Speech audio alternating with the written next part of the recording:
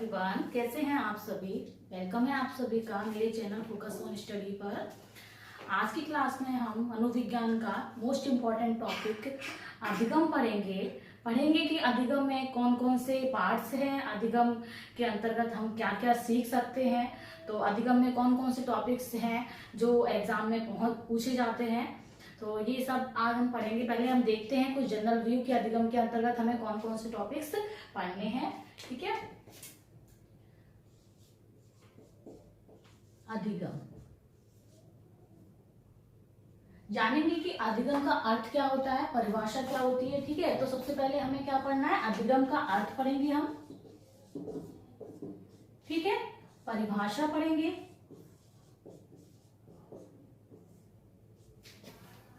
अधिगम की प्रक्रिया पढ़ेंगे, प्रकार पढ़ेंगे, टाइप्स ऑफ अधिगम पढ़ेंगे, अधिगम के सिद्धांत पढ़ेंगे और अधिगम सबसे लास्ट में हम अधिगम के सिद्धांत पढ़ेंगे। सिद्धांत से पहले हम क्या पढ़ेंगे, नियम पढ़ेंगे अधिगम की। ठीक है, सबसे आखिरी में सबसे लास्ट में हम सिद्धांत पढ़ेंगे। तो ये सारे के सारे टॉपिक हम पढ़ेंगे अधिगम के अंतर्गत। सबसे पहले हम जानते हैं कि अधिगम का अर्थ क्या है। ठीक है, तो हम स्टार्ट करते हैं अधिगम के अर्थ से। देखो, अधिगम का मतलब होता है लर्निंग। इंग्लिश में अधिगम को क्या बोलते हैं, लर्निंग बोलते हैं। ठीक है, और लर्निंग मीन्स तो आप सभी जानते होंगे क्या होता है, सीखना होता है ना। लर्निंग मीन्स क्या होता है, सीखना। तो अब लर्निंग मीन्स सीखना होता है और सीखने की इंग्लिश लर्निंग है। ठीक है, तो अधिगम क्या है, तो अधिगम आप जान लीजिए, मनोविज्ञान की भाषा में सीखने को क्या बोलते हैं, अधिगम बोलते हैं। ठीक है, मनोविज्ञान में सीखने को क्या बोला गया है, अधिगम करना। बालक सीख रहा है तो मनोविज्ञान में उसको क्या बोला गया, बालक क्या कर रहा है, अधिगम कर रहा है। ठीक है, तो ये होता है अधिगम का अर्थ, सीखना। और मनोविज्ञान में सीखने को क्या बोलते हैं, अधिगम बोलते हैं। ठीक है, अब हम जानते हैं कि सीखना है क्या, सीखना है क्या। तो सीखना क्या है, व्यवहार में होने वाले स्थायी परिवर्तन। ठीक है, कौन से परिवर्तन, ये बहुत इंपॉर्टेंट है, स्थायी यहाँ पर शब्द। ठीक है, इस प्रकार का परिवर्तन, स्थायी परिवर्तन ही क्या कहलाता है, अधिगम कहलाता है। परिवर्तन अधिगम कहलाता है। ठीक है,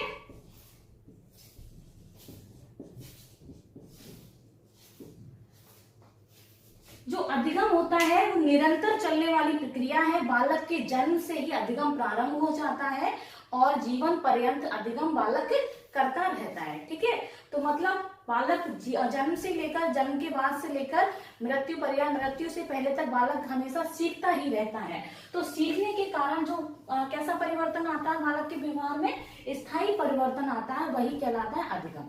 स्थायी परिवर्तन मतलब बालक ने कोई भी क्रिया की, जैसे कि बालक ने एक जलती हुई मोमबत्ती को देखा पहली बार। ठीक है, तो जलती हुई मोमबत्ती को देखा, उसको नहीं पता है कि जलन क्या होती है, लेकिन बालक ने जब जलती हुई मोमबत्ती को देखा तो उसके पास उसने अपनी उंगली को किया, तो उंगली उसकी कैसी हो जाती है, जल जाती है। उसको पता चल जाता है कि मोमबत्ती से क्या होता है कि उंगली जल जाती है। तो आगे उसको सबक मिल गया है, उसने क्या किया, उसका जो व्यवहार था वो परिवर्तित हो गया। अब कभी भी मोमबत्ती को देखकर उसके पास अपनी उंगली को ले जाने का प्रयास नहीं करेगा। तो उसके व्यवहार में क्या हो गया, परिवर्तन। इसी प्रकार बालक जन्म से लेकर हमेशा बालक क्या है, नई नई क्रियाओं को सीखता रहता है। ठीक है, तो भाई नई नई क्रियाओं को सीखता रहता है, तो सीखना जो है अधिगम है, कितने प्रकार का होता है, अधिगम जो है बालक कितने प्रकार से करता है। तो देखो, अधिगम जो है प्रशिक्षण के द्वारा होता है। किसके द्वारा होता है, प्रशिक्षण के द्वारा अधिगम होता है। दूसरा अभ्यास के द्वारा जो प्रशिक्षण होता है, दूसरा अभ्यास के कारण ही जो अधिगम होता है। ठीक है, और अनुभव के कारण जो अधिगम प्राप्त होता है वही क्या कहलाता है, अधिगम। जैसे बालक का जो अभी मैंने एग्जांपल दिया, तो बालक को क्या प्राप्त हुआ, यहाँ पर अनुभव प्राप्त हुआ। उसका ये अनुभव कैसा अनुभव बना है, एक स्थायी अनुभव बना। कैसा, स्थायी अनुभव, वही स्थायी परिवर्तन कहलाता है। ठीक है, तो देखो अनुभव भी यहाँ पर कितने प्रकार के अनुभव होते हैं, 2 प्रकार के अनुभव होते हैं। एक तो होता है स्वयं का द्वारा अनुभव, स्वयं अनुभव, स्वयं का अनुभव और एक होता है दूसरों के द्वारा जो अनुभव प्राप्त होता है वो अनुभव कहलाता है। ठीक है, जैसे किसी को आपने कोई कार्य करते हुए देखा, वही कार्य आप खुद भी करने का प्रयास करेंगे तो वह आपका दूसरे के द्वारा अनुभव हुआ। और एक जो आप खुद के ही द्वारा कोई भी क्रिया करते हैं, उस क्रिया के द्वारा आपको कुछ नया सीखने को मिला है, वह भी काम क्या कहलाएगा, आपका एक स्वयं का अनुभव कहलाएगा। तो अनुभव भी कितने प्रकार के होते हैं, 2 प्रकार के होते हैं। ठीक है, तो यह है, देखो आपका क्या है, सीखने के 3 प्रकार है। 3 प्रकार से बालक क्या करता है, अधिगम करता है। एक प्रशिक्षण के द्वारा, जब ट्रेनिंग दी जाती है, ठीक है, ट्रेनिंग के द्वारा आप नई नई चीजों को सीखते हो। वह जो सीखना होता है आपके जीवन पर्यंत चलता रहता है और वही आपका क्या है, एक अधिगम कहलाता है। दूसरा अभ्यास, कोई भी आप क्रिया को कर रहे हो, ठीक है, आप एक बार कोई क्रिया करते हो, वो आपसे गलत हो जाती है, आप दोबारा उसको करने का प्रयास करते हो, दोबारा करोगे, दोबारा आप फेल हो जाओगे, फिर नेक्स्ट टाइम फिर आप करने का प्रयास करोगे। एक टाइम ऐसा आएगा कि आप उस प्रयास में कैसे हो जाओगे, सफल हो जाओगे, सक्सेस हो जाओगे, और वही आपका क्या कहलाएगा, अभ्यास द्वारा अधिगम करना कहलाए। तो इन तीनों के द्वारा जो भी आपको एक्सपीरियंस मिलता है वही आपका क्या कहलाता है, अधिगम कहलाता है। ठीक है, तो अधिगम की मेन डेफिनेशन यही निकल के आती है कि व्यवहार में होने वाला स्थायी परिवर्तन ही क्या कहलाता है, अधिगम कहलाता है। और एक डेफिनेशन आपकी यहां से बनेगी, एक डेफिनेशन आपकी बनेगी यहां से कि प्रशिक्षण, अभ्यास और अनुभव द्वारा सीखना ही अधिगम कहलाता है। ठीक है, तो यह आपका एक मेन अर्थ निकल के आ रहा है। ये आपका अर्थ है कि व्यवहार में होने वाला स्थायी परिवर्तन ही क्या कहलाता है, अधिगम कहलाता है। और प्रशिक्षण, अभ्यास, अनुभव द्वारा सीखना ही क्या कहलाता है, अधिगम कहलाता है। एक आपकी मेन डेफिनेशन निकल कर आ जाती है कि अधिगम की डेफिनेशन क्या है। ठीक है,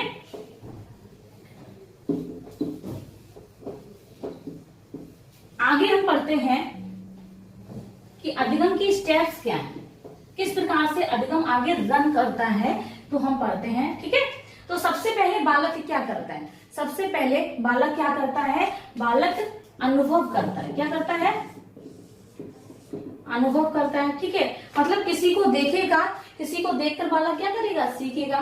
ठीक है, उसके बाद बालक क्या है, सबसे पहले सीखने के लिए और क्या जरूरी है, अभिप्रेरणा जरूरी है। बालक के सीखने के लिए क्या जरूरी है, अभिप्रेरणा जरूरी है। और जब तक बालक किसी भी कार्य को सीखने के लिए खुद से प्रेरित नहीं होगा, तब तक उसको कोई दूसरा सिखा नहीं सकता है। तो अभिप्रेरणा बहुत ज्यादा आवश्यक होती है कोई भी कार्य को सीखने के लिए। ठीक है, अभिप्रेरणा जरूरी है। नेक्स्ट आपका क्या है, बहु अनुक्रिया,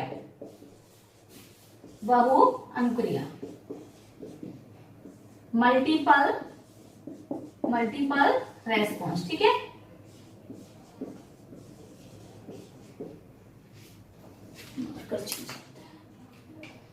मल्टीपल रेस्पॉन्स। ठीक है, बहु अनुक्रिया। अभिप्रेरणा मतलब मोटिवेशन। ठीक है, अनुभव मीन्स एक्सपीरियंस। ठीक, तो भाई जब तक आपके पास मोटिवेशन नहीं होगी, आप अंदर से अभिप्रेरित नहीं होगी किसी के कार्य करने के लिए, तब तक आप कोई अनुक्रिया नहीं करेंगे। बहु अनुक्रिया मतलब आप एक क्रिया करते हो किसी कार्य को करने के लिए, वो क्रिया आपकी क्या असफल हो जाती है, सक्सेस नहीं होती है, आप दोबारा प्रयास करते हो, वो भी आपका सक्सेस नहीं होता, आप नेक्स्ट टाइम फिर प्रयास करते हो। इस तरीके से आप कोई भी कार्य को सीखने के लिए अनेक तरीके की अनुक्रियाएं करते हो, वही आपकी अनुक्रिया क्या कहलाती है, मल्टीपल रेस्पॉन्स, बहु अनुक्रिया कहलाती है। ठीक है, इसके बाद क्या होगा, आपको क्या प्राप्त होगा, पुनर्वलन प्राप्त होता है। क्या प्राप्त होगा, पुनर्वलन। ठीक है, पुनर्वलन मतलब रीइंफोर्समेंट। पुनर्वलन, आपने कोई भी कार्य किया, आपको बहुत अच्छा लगा अंदर से, कि आपको फिर फील हुआ कि आपको ये कार्य दोबारा से करना चाहिए और करना चाहिए, या किसी दूसरे ने आपसे बोला कि बहुत अच्छा, आप बहुत अच्छा कर रहे हो, आप ये काम को कंटिन्यू रखो, तो आपको अंदर से कैसा फील होगा? अच्छा फील होगा, आपको लगेगा कि हाँ आपको इस कार्य को करना चाहिए। तो this is called the reinforcement. ये आपका क्या कहलाएगा?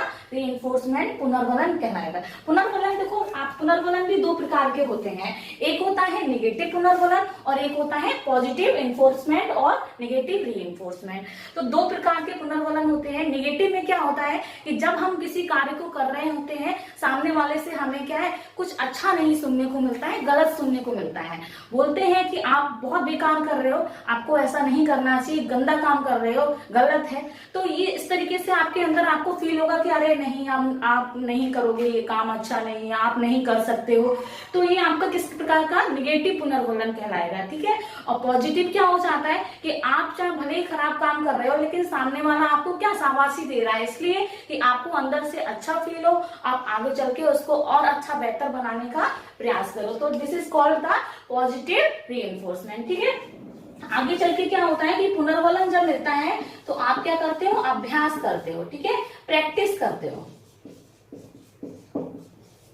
प्रैक्टिस मतलब जब आपको पुनर्बलन मिला कि आप बहुत अच्छा कर रहे हो, तो आपको अंदर से फील हुआ कि हाँ आप अच्छा कर, आपको और बेटर करने का प्रयास करना चाहिए। तो आप बार बार क्या करोगे? अच्छी सी प्रैक्टिस करोगे, बार बार उसको पुनः पुनः प्रयास करोगे, वही आपका क्या कहलाएगा? अभ्यास। तो लास्ट में आप व्यक्ति क्या कर जाता है? लास्ट में जाकर बालक सीख जाता है। सीखना, अब यही आपने क्या किया? अधिगम किया, यही अधिगम किया, और यही अधिगम क्या कहलाता है? आपका स्थायी परिवर्तन। स्थायी परिवर्तन, व्यवहार में स्थायी परिवर्तन, ठीक है। तो यह आपके स्टेप्स हैं किसके? लर्निंग के, अधिगम के। सबसे पहले बालक क्या करता है?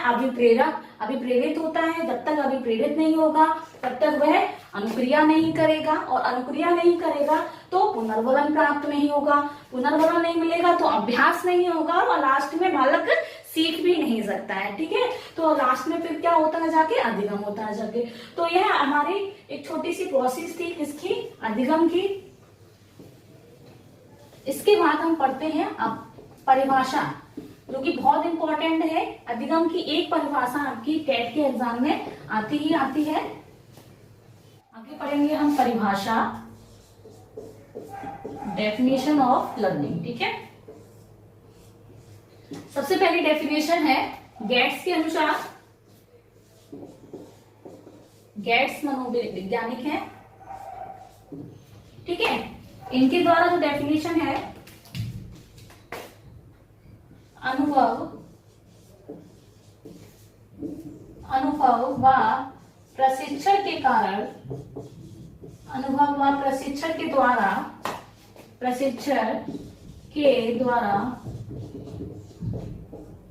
होने वाला परिवर्तन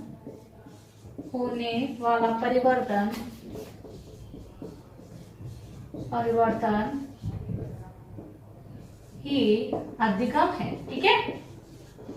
बहुत इंपॉर्टेंट डेफिनेशन है, आ चुकी है एग्जाम में, टेट के एग्जाम में आ चुकी है डेफिनेशन, ठीक है। इंपॉर्टेंट डालना इस पे, आप जहां भी नोट्स बना रहे हो उस पर इंपॉर्टेंट लिख लेना, ठीक है। अनुभव और प्रशिक्षण के द्वारा होने वाला परिवर्तन ही अधिगम है। अभी मैंने आपको अधिगम बताया था कि अधिगम होता है क्या है, किस किस के कारण अधिगम होता है। तो वहां मैंने लिखा भी था कि अनुभव के कारण अधिगम होता है, प्रशिक्षण के कारण और अभ्यास के कारण।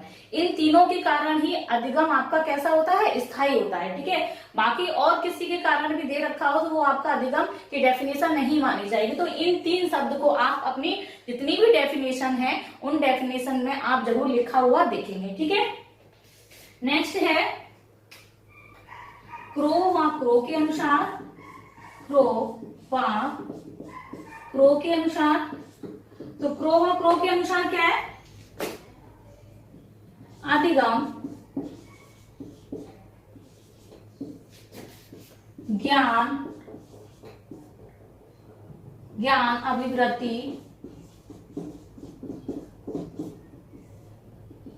अभिवृत्ति का अर्जन करके व्यवहार में परिवर्तन लाना है। ज्ञान अभिवृत्ति का अर्जन करके व्यवहार में परिवर्तन लाना ही क्या है, अधिगम है। ठीक है, तो ज्ञान अभिवृत्ति, इसमें एक शब्द और ऐड कर लेना, आदत। ठीक है, आदत, तीन शब्द हैं आपके, ज्ञान अभिवृत्ति और आदत। इन तीनों के द्वारा ही क्या किया जाता है, अधिगम किया जाता है। किसने बोला है ये, क्रो ने बोला। ठीक है, नेक्स्ट है वुडवर्थ के अनुसार। तो देखो वुडवर्थ ने आपको दो डेफिनेशन दी है। ठीक है, वुडवर्थ के अनुसार कितनी डेफिनेशन है, दो डेफिनेशन है। पहली डेफिनेशन है अधिगम, पहली है अधिगम विकास की प्रक्रिया है, अधिगम विकास की प्रक्रिया है, विकास की प्रक्रिया है। ठीक है, पहली तो डेफिनेशन आपकी ये हो गई है। दूसरी डेफिनेशन आपकी क्या है, अधिगम नवीन ज्ञान व नवीन आदत का अर्जन है। ठीक है, आपको देखो पूरी डेफिनेशन याद नहीं रखनी है, आपको बस इतना याद रखना है कि एक डेफिनेशन दूसरी डेफिनेशन से कैसे डिफरेंट है। ठीक है, तो कुछ कीवर्ड्स होते हैं, वो चीज आपको याद रखनी है। कीवर्ड्स से ही डिफरेंस क्रिएट होता है। तो वो इसमें आपको अनुभव प्रशिक्षण दे रखा है, किसके द्वारा, गेट्स के द्वारा। तो आपको याद रखना है कि जो गेट्स की डेफिनेशन है उसमें आपको क्या लिखा मिलेगा, अनुभव लिखा मिलेगा और प्रशिक्षण लिखा मिलेगा। तो किसकी डेफिनेशन हो जाएगी, गेट्स की। बाकी आगे जो कुछ भी लिखा हुआ है कोई फर्क नहीं पड़ता है। अगर ऐसे डेफिनेशन आप याद करेंगे तो कभी याद नहीं कर पाएंगे। ठीक है, आपको बस कीवर्ड्स ही याद करने हैं। ठीक है, नेक्स्ट क्या है, क्रो व क्रो के अनुसार। तो आपको देखो एक ट्रिक है, क्रो व क्रो, दो क्रो है, कितनी बातें बता रहे हैं, तीन बातें बता रहे हैं। पहला क्या है, ज्ञान, दूसरा क्या है, अभिवृत्ति, और तीसरा क्या है, आदत। तो ये आपकी ट्रिक है याद करने की। आप वैसे चाहे अपने मन से कैसे भी चाहे याद कर सकते हैं, लेकिन ये चीज मैं आपको बता रही हूँ, अच्छा रहेगा, बेटर रहेगा, समझ में दिमाग में आपके बना रहेगा। तो अभिवृत्ति, ज्ञान और आदत, ये तीन बातें कौन कह रहा है, क्रो व क्रो कह रहे हैं। ठीक है, तो क्रो तीन बातें बता रहे हैं, ज्ञान अभिवृत्ति व आदत के कारण जो अर्जन किया जाता है वही आपका क्या कहलाता है, अधिगम कहलाता है। दूसरा, वुडवर्थ की डेफिनेशन में आपको क्या याद रखना है कि जो तो एक बा है, एक बा से क्या बन रहा है, विकास बन रहा है। ठीक है, और जो दूसरा बा है, ये दो बा है, दूसरा बा कितनी बातें कह रहा है, दो बातें कह रहा है, नवीन ज्ञान और नवीन आदत का अर्जन करना ही क्या है, अधिगम है। तो इस तरीके से आप एक ट्रिक बनाकर इन डेफिनेशन को याद कर सकते हैं। दो डेफिनेशन और हैं आपकी, वो और आप नोट कर लीजिए। इन डेफिनेशन में से आई एम श्योर कि आपको एक डेफिनेशन जरूर एग्जाम में मिलेगी। ठीक है, तो हर साल आपकी एक ना एक डेफिनेशन इस टॉपिक से आती ही आती है। तो जरूर इन डेफिनेशन को आप याद करें अच्छे से। नेक्स्ट है आपकी गिलफोर्ड के अनुसार, गिलफोर्ड के अनुसार। देखो गिलफोर्ड के अनुसार डेफिनेशन आ भी चुकी है आपकी 2019 में जो टेट का एग्जाम हुआ था उसमें आपकी डेफिनेशन गिलफोर्ड के अनुसार आई थी, आप देख लेना पेपर उठा के। तो इनकी डेफिनेशन है व्यवहार के कारण, और सिंपल भी है, आराम से याद भी कर लेंगे। व्यवहार के कारण, व्यवहार में होने वाला परिवर्तन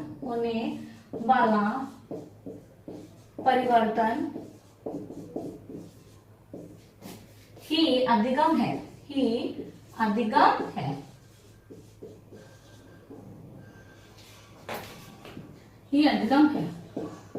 ठीक है, तो क्या है, व्यवहार के कारण, व्यवहार में होने वाला परिवर्तन, मतलब दूसरा जो व्यवहार आपके साथ जैसा कर रहा है आप उसके ही अनुसार अपने व्यवहार को क्या कर लेते हैं, परिवर्तित कर लेते हैं, वही क्या कहलाता है, अधिगम कहलाता है। आप कितने भी अच्छे हैं लेकिन सामने वाला आपके साथ क्या कर रहा है, गलत कर रहा है, तो आप क्या अच्छे बने रह सकते हैं, नहीं बने रह सकते। एक समय ऐसा आएगा कि आप अपनी अच्छाई को क्या कर देंगे, खत्म कर देंगे, और जैसा सामने वाला कर रहा है आप भी वैसा ही करने लगेंगे। तो क्या है ये, व्यवहार के कारण आपके व्यवहार में भी क्या आ गया, परिवर्तन आ गया। तो this is definition is according to किसके अनुसार है, गिलफोर्ड के अनुसार। ठीक है, नेक्स्ट है स्किनर के अनुसार।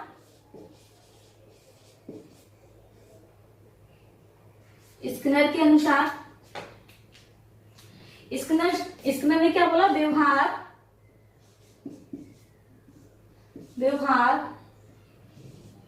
व्यवहार में होने वाले उत्तरोत्तर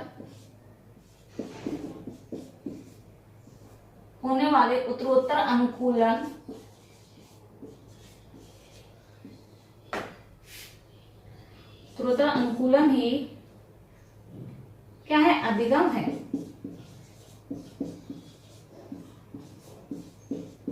तो वो अधिगम, जो स्किनर है वो अनुकूलन पर बहुत ज्यादा फोकस करते हैं, इस पर, अनुकूलन पे। ठीक है, तो इनकी डेफिनेशन में आप अधिकतर अनुकूलन शब्द को जरूर लिखा देखेंगे।